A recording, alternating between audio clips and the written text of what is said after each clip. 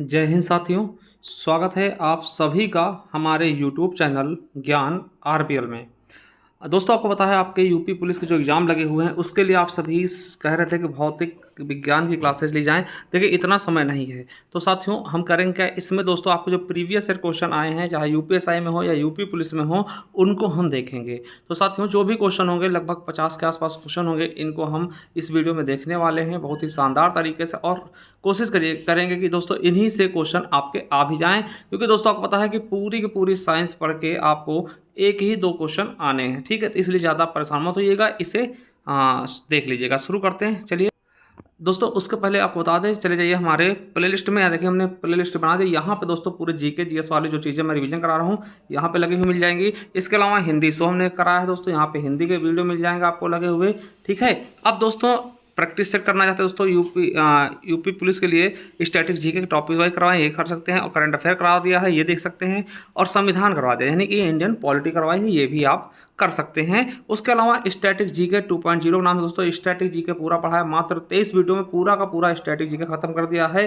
अगर आप ये देख लेते दोस्तों बहुत ज़्यादा फायदा मिलने वाला, क्योंकि पिछली बार इसी से पूरे पूरे क्वेश्चन पूछे गए थे, मगर इस बार हमने दोस्तों इसको अपडेटेड कर दिया। और दोस्तों इसकी अगर पीडीएफ चाहिए तो मात्र 99 रुपीज़ में आपको हमारे ज्ञान आरबीएल ऐप से मिल जाएगी। ठीक है, और दोस्तों भूगोल है, संविधान है, और आपका इतिहास है, और दोस्तों आपका सारी चीज़ें हैं। और जिनको चाहिए पीडीएफ वगैरह दोस्तों हमारे ज्ञान आरबीएल ऐप पे चले जाइए। यहाँ पे जैसे जाएंगे दोस्तों ये मिलेगा आपको ई बुक वाला कॉलम, यहाँ से दोस्तों आप ले सकते हैं।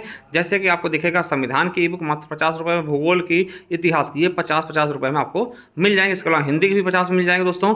अब देखिए स्टैटिक जीके ये आपका अपडेटेड है, वो जो 23 क्लास है आप देखेंगे वो पूरा पूरा इसमें मिलेगा। 99 रुपीज़ में आपको मिल जाएगा। पैसे पे करके आप इसकी पीडीएफ डाउनलोड करके बाहर भी निकाल सकते हैं। इसका दोस्तों करंट अफेयर की 25 रुपये आपको मिल जाएगी, तो जा सकते हैं दोस्तों। ठीक है, और ये हमारा उत्तर प्रदेश स्पेशल की ई बुक है 50 रुपये में। इसके अलावा दोस्तों ये कंप्यूटर बैच है 2024 का 199 रुपये मिल जाएगा। और ये रहा सफलता 2.0 बैच जूनियर असिस्टेंट के लिए, तो जाइए परचेस करिए। देखिए, थैंक यू। चलिए शुरू करते हैं वीडियो को। तो साथियों सामान्य विज्ञान के हम देखते हैं भौतिक विज्ञान। ठीक है, आपको बता दें कि मेरे साथियों ये आपका भौतिक विज्ञान की क्लास होगी। ठीक है, और ये यूथ पब्लिकेशन की दोस्तों व्यू है, इससे हम सारे क्वेश्चन देखने वाले हैं। तो चलिए दोस्तों शुरू करते हैं क्वेश्चन को। तो साथियों जो आपका पहला क्वेश्चन है, पहला क्वेश्चन आपका क्या कह रहा है कि कणों की तरंग प्रकृति किसने स्थापित की। दोस्तों कणों की जो प्रकृति है किसने स्थापित की थी ये कणों की, तो दोस्तों किसने की थी, आपका ए ऑप्शन बिल्कुल सही हो जाएगा, डी ब्रोगली द्वारा। ठीक है, याद रखिएगा दोस्तों। चलिए अगला क्वेश्चन है कि चुंबकीय चालक घनत्व की इकाई क्या है। तो चुंबकीय चालक घनत्व की इकाई क्या है मेरे दोस्तों, टेस्ला है। ठीक है, टेस्ला दोस्तों। ठीक है, याद रखेंगे इसका प्रतीक चिन्ह क्या होता है दोस्तों, टी से प्रदर्शित करते हैं। किससे करते हैं, टी से प्रदर्शित करते हैं, याद रखिएगा। और दोस्तों अर्ग सीजीएस पद्धति के अंतर्गत ऊर्जा का यह मात्रक है, याद रखिएगा दोस्तों। ठीक है, और दोस्तों एक टेस्ला बराबर क्या होता है, 1 वेबर अपॉन मीटर स्क्वायर। ठीक है, याद रखेंगे। तो दोस्तों चुंबकीय चालक घनत्व की इकाई क्या होता है, टेस्ला। चलिए अगला है एम्पियर मात्रक है। दोस्तों एम्पियर मात्रक किसका है, तो आपको पता होगा विद्युत धारा का मात्रक होता है एम्पियर। ये भी आपके यूपीएसआई एएसआई 2018 में पूछा गया। तो विद्युत धारा का मात्रक क्या होता है मेरे दोस्तों, एम्पियर होता है, याद रखिएगा। ठीक है, एम्पियर विद्युत धारा का मात्रक होता है। चलिए द्रवों की घनत्व मापने के लिए दोस्तों किस उपकरण का प्रयोग करते हैं मेरे दोस्तों, तो आपको बता दें किसका करते हैं, द्रवों के घनत्व। जो द्रव होता है दोस्तों, द्रव अवस्था होती है, उसका दोस्तों घनत्व मापने के लिए हम किसका उपकरण करते हैं, किसका प्रयोग करते हैं दोस्तों, पिक्नोमीटर का। क्या, पिक्नोमीटर का प्रयोग किया जाता। देखिए यूपी पुलिस में पूछा गया। आप देखें दोस्तों एनेमोमीटर आपको पता है ये वायु का हवा की गति के लिए होता है। और यूडियोमीटर दोस्तों गैस में मिश्रण का आयतन परिवर्तन के लिए, पिक्नोमीटर द्रव घनत्व के लिए, और दोस्तों वेबामीटर मिट्टी का यांत्रिक गुण ज्ञात करने के लिए किया जाता है। ठीक है, चलिए 4 क्वेश्चन आपने देख लिए। पांचवा क्वेश्चन दोस्तों शक्ति की भौतिक मात्रा की विमा क्या है। तो दोस्तों आपका बी ऑप्शन बिल्कुल सही हो जाएगा, m की घात 1, l की घात 2 और t की घात -3। देखिए यूपी पुलिस में पूछा गया क्वेश्चन है। शक्ति बराबर दोस्तों क्या होता है, कार्य अपॉन समय, या फिर दोस्तों कह सकते हैं बल इंटू विस्थापन अपॉन टाइम। ठीक है, तो इस तरीके से दोस्तों आप इसको निकालेंगे। तो ml की घात 2/t⁻³ हो जाएगा। अगला है दृष्टि वैषम्य को किस लेंस के प्रयोग से दूर किया जाता है दोस्तों, किया जा सकता है। तो साथियों देखिएगा यूपीएसआई के पेपर में पूछा गया, तो किस लेंस का प्रयोग करेंगे दोस्तों, बेलनाकार लेंस का। किसका, बेलनाकार लेंस का प्रयोग करते हैं दोस्तों, ठीक है, ये चीज आपको याद रखना। अगला है फ्रैंक व्हिटल द्वारा इनमें से किसका आविष्कार किया गया। देखिए बहुत इंपॉर्टेंट है। तो दोस्तों फ्रैंक व्हिटल ने दोस्तों किसका आविष्कार किया है, तो जेट इंजन का। किसका मेरे दोस्तों, जेट इंजन का आविष्कार फ्रैंक व्हिटल द्वारा किया गया था, ठीक है। आप देखेंगे दोस्तों जो जेट इंजन है ये रॉकेट के सिद्धांत पर कार्य करता है, ठीक है, ये भी याद रखेंगे, जेट इंजन रॉकेट के सिद्धांत पर काम करता है। चलिए अगला है कि दांतों की वर्धित छवि को देखने के लिए दंत चिकित्सकों द्वारा दोस्तों कौन से मतलब लेंस का प्रयोग किया जाता है दोस्तों, ठीक है, कौन से लेंस का प्रयोग करते हैं दांत चिकित्सक, जो आप दांत दिखाने जाते हैं डेंटिस्ट के पास, तो दोस्तों कौन सा यूज करते हैं, अवतल करते हैं। अब देखिए आपसे क्वेश्चन पूछेगा कि दूर की चीजों को देखने के लिए, जैसे आपको पता बस में दोस्तों देखते हैं तो वो किसका प्रयोग करते हैं, उत्तल लेंस का, ठीक है। बस में जो पीछे की तरफ दोस्तों जो देखने के लिए लगती है वो कौन सा होता है, उत्तल लेंस होता है, ठीक है। चलिए तो दोस्तों यहाँ देख सकते हैं, यहाँ से क्वेश्चन बहुत पूछाते हैं, इसलिए मैं इसको दोस्तों आप सभी को दिखाने की कोशिश कर रहा हूँ। देखिए जो दांत डेंटिस्ट होते हैं दोस्तों वो क्या करते हैं, अवतल लेंस का। इसके अलावा मोटर गाड़ियों के दोस्तों हेडलाइट, जो हेडलाइट होता है वो भी अवतल लेंस ही होता है, ठीक है। जबकि पीछे देखने के लिए जो साइड मिरर होते हैं गाड़ियों में दोस्तों वो उत्तल लेंस प्रयोग किए जाते हैं। इसके अलावा दोस्तों स्ट्रीट लाइटों में भी उत्तल लेंस का ही प्रयोग किया जाता है। चलिए अगला क्वेश्चन क्या है कि भारतीय वैज्ञानिक एवं भौतिक विज्ञान के प्रोफेसर स्पेस है ने संगीत के प्रति अपने गहरे प्यार के कारण वर्ष 1921 में लंदन की एक रॉयल सोसाइटी के समक्ष तार के संगीत उपकरणों के सिद्धांत पर शोध प्रस्तुत किया। तो शोध पत्र प्रस्तुत किया दोस्तों किसने, तो सीवी रमन ने। किसने दोस्तों, सीवी रमन। दोस्तों ये आपके यूपी पुलिस में पूछा गया क्वेश्चन है, ठीक है। सीवी रमन के बारे में आप सभी जानते होंगे मेरे दोस्तों कि इनको 1930 में दोस्तों 28 फरवरी 1930 को दोस्तों रमन प्रभाव के लिए इन्हें नोबेल पुरस्कार दिया गया भौतिकी का। और इसीलिए दोस्तों हर वर्ष यानी प्रतिवर्ष 28 फरवरी को साथियों हम सब राष्ट्रीय विज्ञान दिवस के रूप में मनाते हैं, क्योंकि इस दिन इनको नोबेल पुरस्कार दिया गया था। चलिए अगला क्वेश्चन, प्रकाश वर्ष किसका मात्रक, दोस्तों दूरी का मात्रक है। और दोस्तों प्रकाश वर्ष से बड़ा होता है पारसेक, ठीक है, प्रकाश वर्ष से भी बड़ा मात्रक होता है पारसेक। दोस्तों दूरी का मात्रक है प्रकाश वर्ष। और दोस्तों ये क्वेश्चन आपके एग्जाम में पूछा था कि एक प्रकाश वर्ष बराबर कितने मीटर होता है, तो 9.46 इंटू 10 की पावर 15, ठीक है, मीटर। अगर किलोमीटर पूछ ले तो 9.46 इंटू 10 की पावर 12 किलोमीटर, ठीक है, ये चीज आपको याद रखना है। और दूरी प्रकाश वर्ष किसकी मात्रक है दोस्तों, दूरी का, ठीक है, पारसेक भी दूरी का मात्रक है, ठीक है। चलिए अगला है कि निम्न में से कौन सा एक वैज्ञानिक होने के साथ साथ दोस्तों एक महान उद्योगपति भी थे जिन्होंने भारत में कई उद्योगों की स्थापना की। तो साथियों कौन थे, तो विक्रम साराभाई। कौन, विक्रम साराभाई दोस्तों ये थे उद्योगपति भी थे, ठीक है। याद रखें दोस्तों ये अंतरिक्ष वैज्ञानिक थे। इनको दोस्तों 1996 में पद्म विभूषण से सम्मानित किया गया, पद्म भूषण से सम्मानित किया गया। अगला है फ़ारेनहाइट में जल का क्वथनांक कितना होता है दोस्तों, जल का क्वथनांक। साथियों ये भी आपके यूपी पुलिस से पूछा गया दोस्तों, फ़ारेनहाइट में 212 होता है, ठीक है। ये जल का क्वथनांक फ़ारेनहाइट में बताया गया, ठीक है। चलिए दोस्तों अगला है कि किसका प्रयोग हवा के बल और वेग को मापने में करते हैं दोस्तों।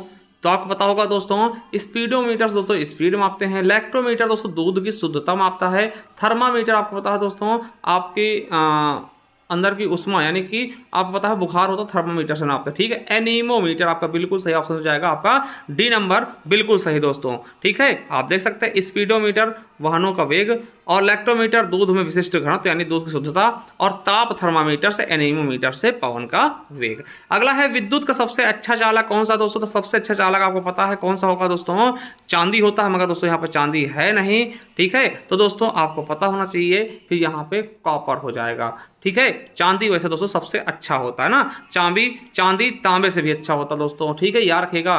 और लेकिन सबसे महंगी होने के कारण दोस्तों उसका प्रयोग हम चांदी का प्रयोग नहीं करते। ठीक है, चलिए अगला है अंतरिक्ष में भेजा गया भारत का पहला उपग्रह कौन सा था दोस्तों? तो अंतरिक्ष में भेजा गया दोस्तों भारत का पहला उपग्रह कौन सा था? आर्यभट्ट था दोस्तों।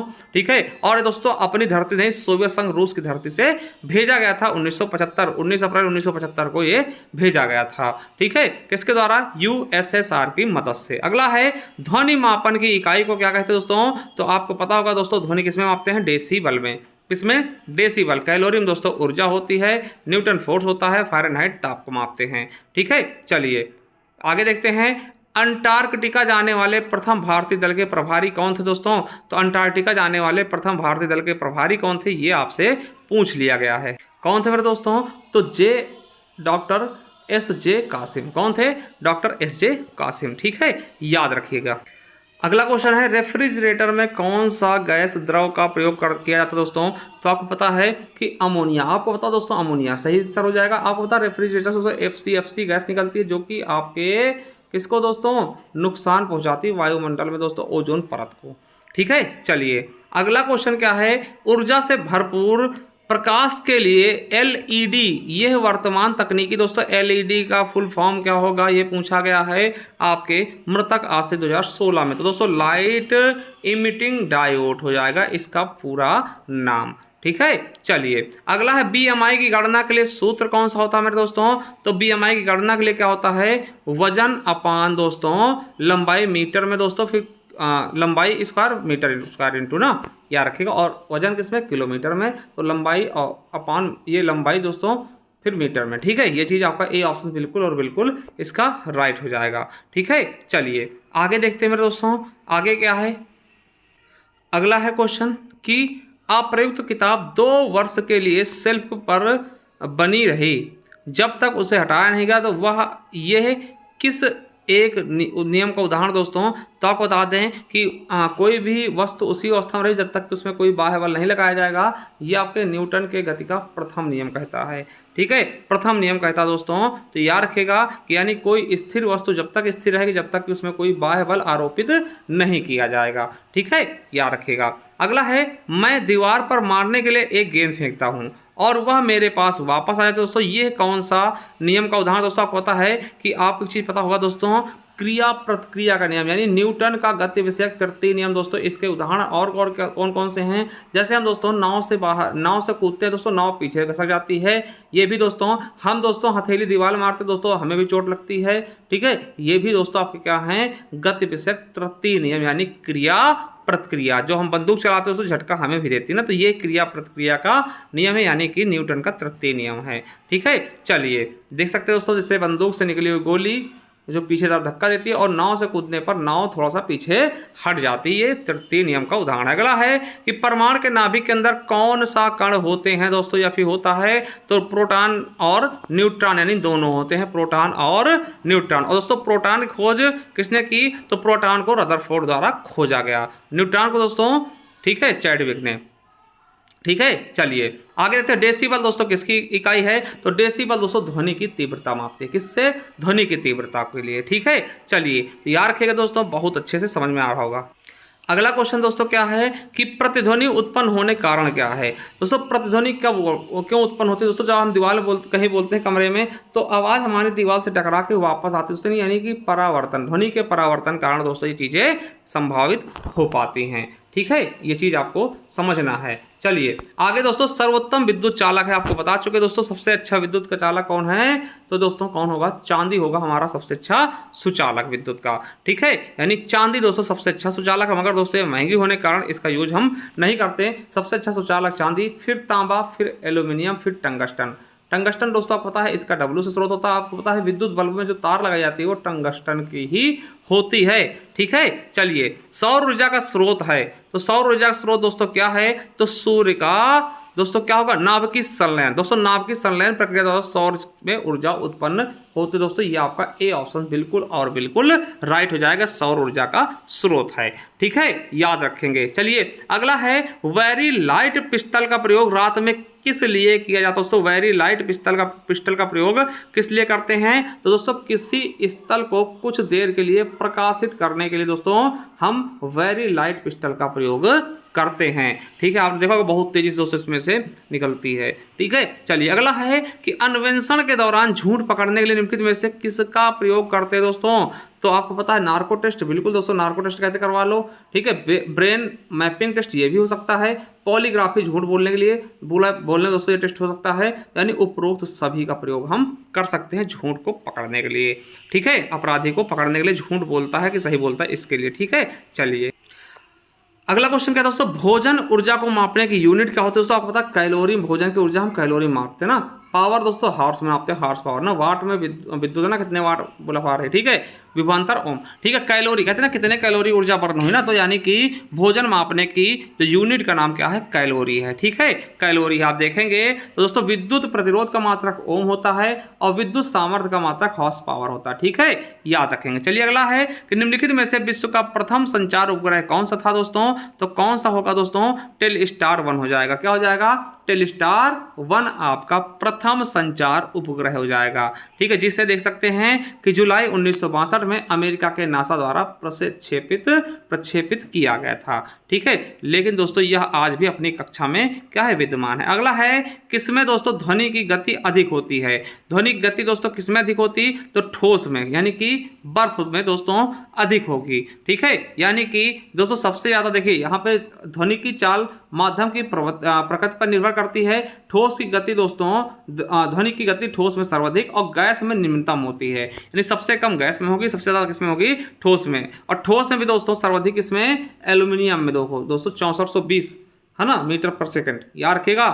चलिए आगे देखते हैं दोस्तों कि किस उपकरण का प्रयोग मानचित्र की दूरियों को मापने के लिए करते हैं दोस्तों। मानचित्र की दूरियों किससे मापते हैं, तो याद रखेगा ओपीसोमीटर। क्या, ओपीसोमीटर से दोस्तों हम ओपीसोमीटर से हम मानचित्र में देखिए जो मानचित्र लाते हैं उसमें दोस्तों रख करके हम उसकी दूरियों को माप लेते हैं। ठीक है, छोटी दांतेदार दोस्तों पहिए होते इसमें। ठीक है, तो इनको दोस्तों आप समझ सकते हैं, इससे करते हैं। ठीक है, अगला है पलायन वेग किसे कहते हैं दोस्तों। पलायन वेग क्या होता है कि हम कोई भी चीज इतनी तेजी से फेंकें कि उससे दोस्तों फिर वो चीज वहां ना, जैसे पृथ्वी का पलायन वेग क्या मानेंगे, तो दोस्तों मतलब कि ऐसी चीज फेंका जाए जो पृथ्वी को पार करके दोबारा पृथ्वी पर वापस नहीं आए। जैसे कोई ईंट फेंक के मारे दोस्तों, पृथ्वी के पलायन वेग से ज्यादा होगा दोस्तों, वो नीचे कभी वापस नहीं आएगा। तो पलायन वेग क्या होता है, तो पलायन वेग दोस्तों क्या होता है, तो वह वेग जिससे उपग्रह पृथ्वी की गुरुत्वीय शक्ति से बाहर निकल जाए। यानी हमने बताया कि जैसे कोई चीज हम फेंकते हैं दोस्तों, वो गुरुत्वाकर्षण को चीरते हुए बाहर निकल जाए। ठीक है, वो दोबारा वापस ना आए, ये पलायन वेग होता है। चलिए,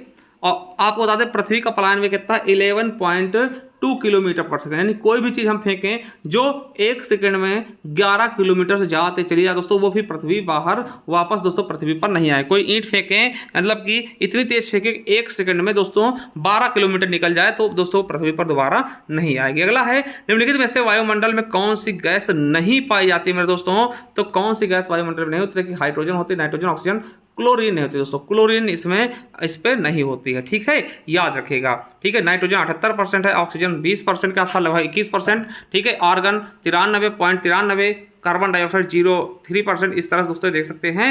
ठीक है, चलिए, और इसके अलावा मीथेन, क्रिप्टन और जेनान भी अल्प मात्रा में पाए जाते हैं। अगला है कि प्रकाश की तरंग का सिद्धांत किसने दिया। तो प्रकाश की तरंग का सिद्धांत दोस्तों किसने दिया था, तो दोस्तों तरंग के सिद्धांत का किसने दिया था, हाइगेंस ने दिया था। ठीक है, याद रखिएगा ये न्यूटन के ही समकालीन थे। ठीक है, चलिए अगला क्वेश्चन, कौन सा भारी जल है। तो दोस्तों D2O को भारी जल बोलते हैं, यानी ड्यूटेरियम को दोस्तों हम भारी जल बोलते हैं, मंदक का काम करता है। तो D2O याद रखेंगे, ये भारी जल यानी ड्यूटेरियम। ठीक है, याद रखेंगे ये भारी जल है। ठीक है, याद रखिएगा इसका प्रयोग हम नाभिकीय संयंत्रों में मंदक का काम करवाते हैं। चलिए अगला है, जब किसी पदार्थ का तापक्रम बढ़ाया जाता तब उसके अणुओं की माध्य गतिज ऊर्जा के मान पर क्या प्रभाव पड़ता है दोस्तों। बढ़ेगा घटेगा क्या करेगा, इसके बारे में बताना है। तो साथियों पहला ऑप्शन था बढ़ेगा, तो यानी कि बिल्कुल सही हो जाएगा दोस्तों, बढ़ेगा पहला ही ऑप्शन क्या हो जाएगा, बिल्कुल सही हो जाएगा। चलिए दोस्तों 40 क्वेश्चन टोटल हैं।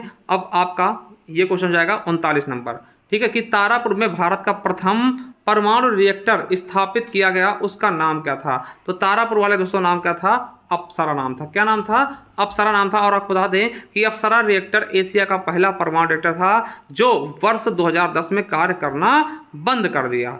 ठीक है, याद रखें दोस्तों। अब इनमें किसका प्रयोग करते हैं, तो थोरियम, यूरेनियम और प्लूटोनियम का प्रयोग किया जाता है। चलिए आज का लास्ट क्वेश्चन दोस्तों, निम्न में से वायु दाब को नापने वाला यंत्र कौन सा है, उपकरण कौन सा है? दोस्तों बैरोमीटर से हम वायु दाब नापते हैं। ठीक है, बैरोमीटर से वायु दाब नापते हैं दोस्तों, इसको याद रखना है। और क्रोनोमीटर से हम क्या करते हैं दोस्तों? क्रोनोमीटर से जलयानों का हम सही पता लगाते हैं। और वही दोस्तों एनीमोमीटर से पवन का वेग को हम मापते हैं। चलिए दोस्तों, आज के लिए इतना ही काफ़ी है। और आपको दोस्तों 40 क्वेश्चन हमने भौतिकी के करवा दिए। कैसी लगी क्लास जरूर बताइएगा। अगर आप सभी कहते हैं तो इसी तरीके से दोस्तों हम जीव विज्ञान और केमिस्ट्री का भी करवा देंगे। थैंक यू, धन्यवाद।